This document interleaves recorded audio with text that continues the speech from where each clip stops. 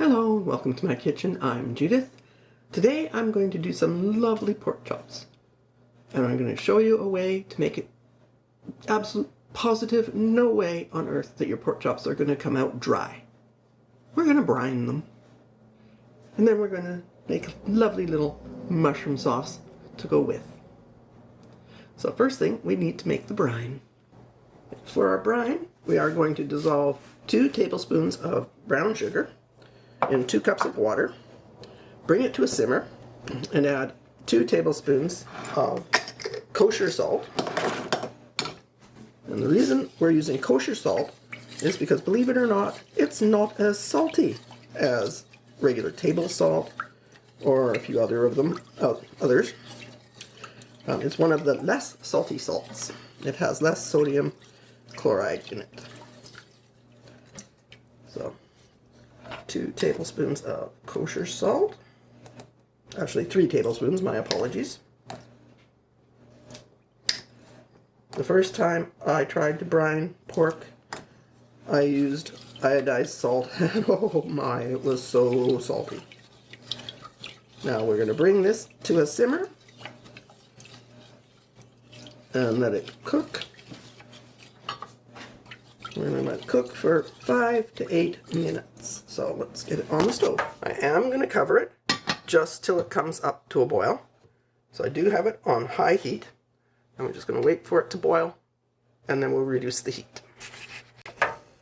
So after your beginning of your brine has simmered for your 8 minutes, or you can do 5 if you don't want to do full 8, you can turn it off and actually remove it from the heat altogether. Then we're going to add the rest of our seasonings, or flavorings. We're going to add a tablespoon of black peppercorns.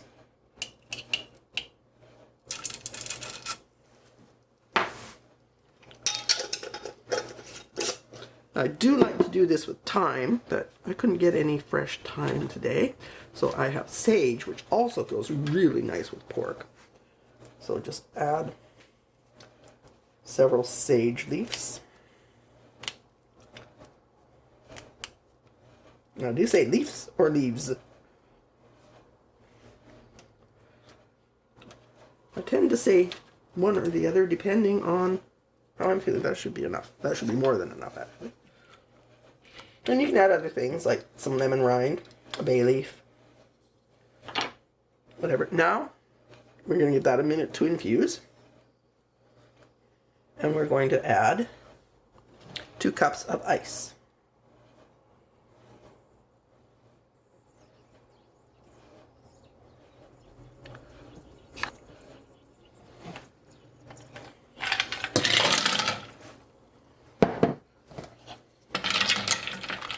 And let that cool.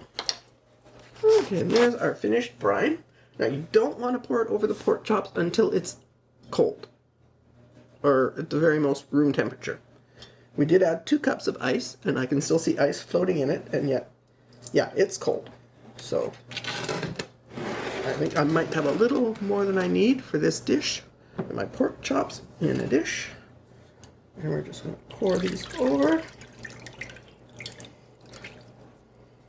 The brine itself does not take that long to make. Oh, let me grab some of the peppercorns. Didn't want to go, so let's get some of those in there. Honestly, it's just a matter of 10 minutes. And then cooling it, which you put ice in it so it cools quickly. Now, once we have our pork chops in the brine, let's spread the herbs out a little bit. We're going to cover them and put it in the fridge. And this can go in the fridge for as little as 30 minutes and up to 4 hours. You don't want to go much longer than 4 hours, or you might end up regretting it. You could get the salt too embedded into the pork chops. But like I said, use kosher salt. I use kosher sea salt, which is on the lowest end of the salty scale for salt, if that makes any sense. And then we're going to rinse them off, pat them dry before we cook them. So they're going in the fridge for about 3 hours. And if I have time, 4 hours. Oh, and if your brine doesn't quite cover your pork chops, because this is enough to do a lot more pork chops than I'm doing.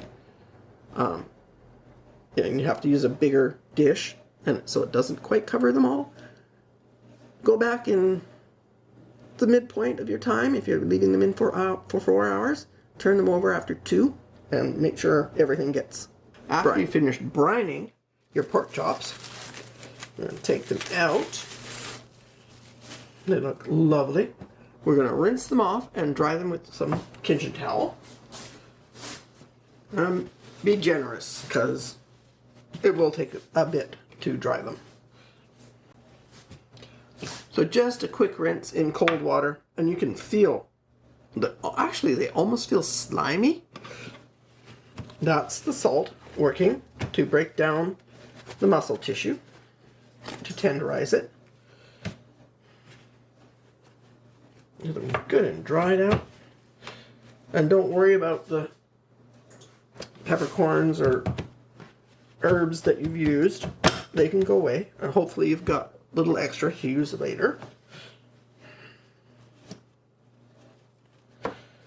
Just give them a good dry here. Okay.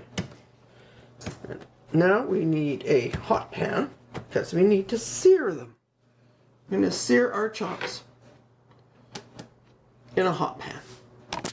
I have 2 tablespoons of butter.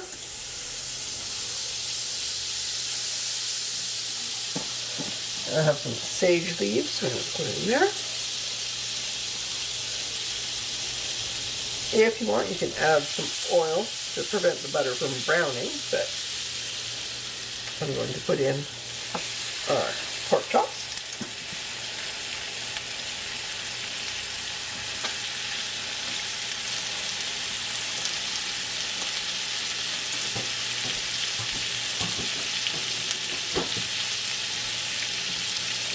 Now, normally I would sear the meat without the butter, just with a little bit of oil to get a good brown on the outside, but I want the butter to be flavored with the pork flavor, because that's going to help with our sauce. So you do want to give this time to get good and brown, so you do need the pan to be really hot. Like, not high heat, but medium high, because you don't want the butter to burn, but you do want the pork chops to brown. Okay, when we start getting a nice brown, turn your pork chops over.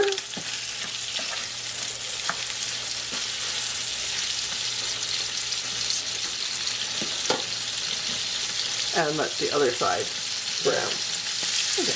Turn the pork chops a couple of times, because we do want them mostly cooked. It won't get a lot of chance to cook further once we put them in the sauce.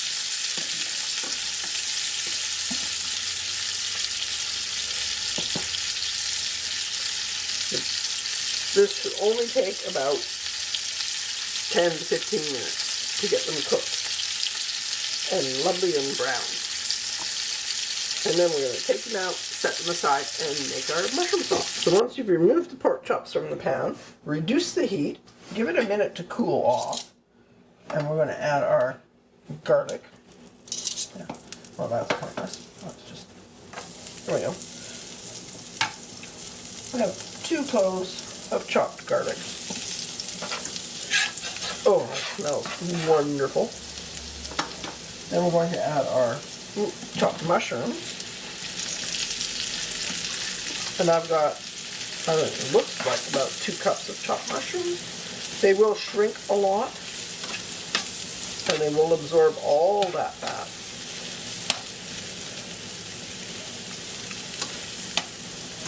And you may actually even have to add a little more oil to the pan.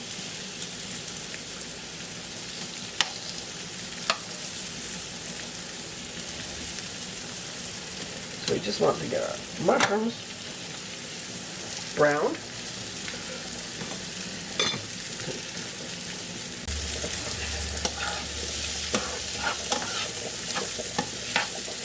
You stir them around occasionally.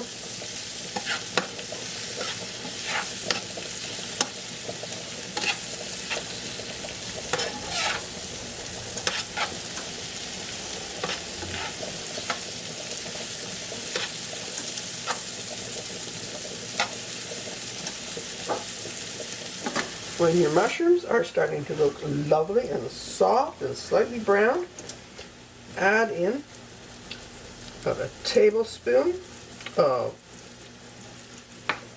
flour, just regular all-purpose flour.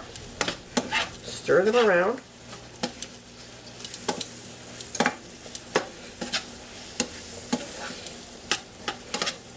Make sure that flour gets absorbed.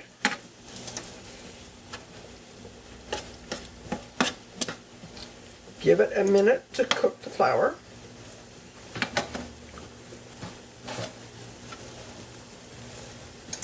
If the flour doesn't cook properly, your sauce will not be as nice.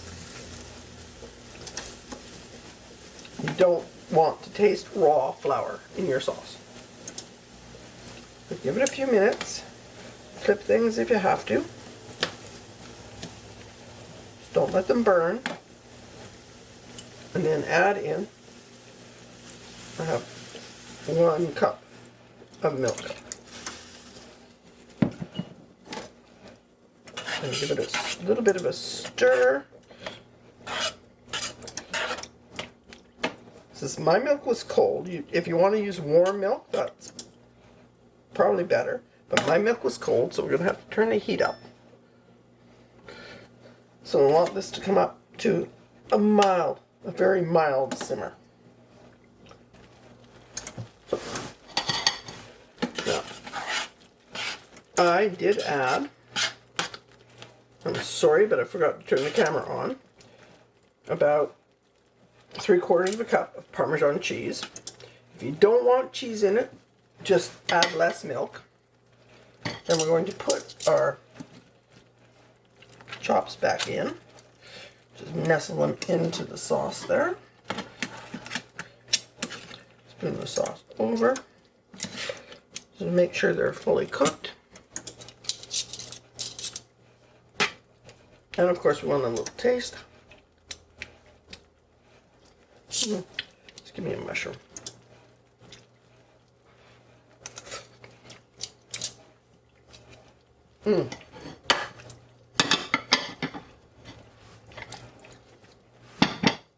Yes, of course, add in the juices from the pork chops, which I neglected to do, and unfortunately spilled them over the counter. And once we've checked that everything is done and ready to serve, it's dinner time. So this is my second attempt at a brined pork chop. So let's see how it turned out. And the brine is more involved than the first time I tried it, so.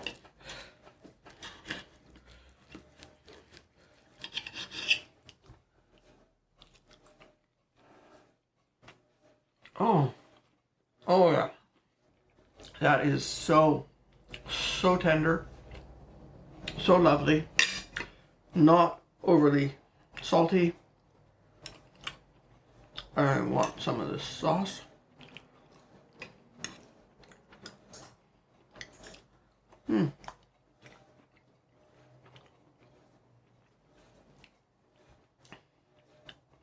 Possibly the best way to make pork chops. Tender, soft. If you've struggled with dry pork chops, here's how you fix that. Thank you so much for watching. Please, if you got this far in the video, you obviously liked it, give it the thumbs up, subscribe, hit the bell icon, and I'll see you again soon with another video.